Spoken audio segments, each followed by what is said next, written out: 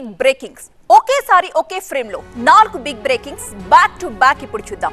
First breaking, అధికారంలోకి వచ్చామని అలసత్వం వద్దు అంటూ నేతలకు చంద్రబాబు సూచనలు. ఇక సెకండ్ బ్రేకింగ్, త్వరలోనే అసెంబ్లీలో జాబ్ క్యాలెండర్ ప్రకటన చేస్తామంటున్న సీఎం రేవంత్. థర్డ్ బ్రేకింగ్, దేశవ్యాప్తంగా జరిగిన 13 అసెంబ్లీ స్థానాల్లో 10 చోట్ల కూటమి విజయం.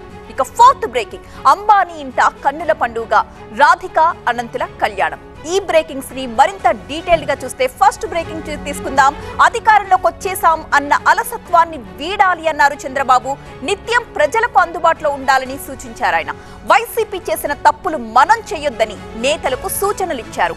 పార్టీ నేతలు వ్యక్తిగత దాడులకు పాల్పడవద్దని, తప్పు చేసిన వారిని శిక్షించడానికి చట్టాలున్నాయని హితబోధ చేశారు చంద్రబాబు.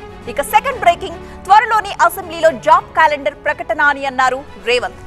జూన్ 2న నోటిఫికేషన్, అలాగే డిసెంబర్ 9 నాటికి ఖాళీల భర్తీ కూడా ఉంటుందని ప్రకటించారు.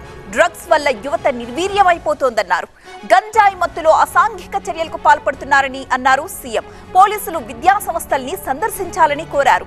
ఇక థర్డ్ బ్రేకింగ్, ఉప ఎన్నికల ఫలితాలకు సంబంధించి ఇండియా కూటమిదే హవా.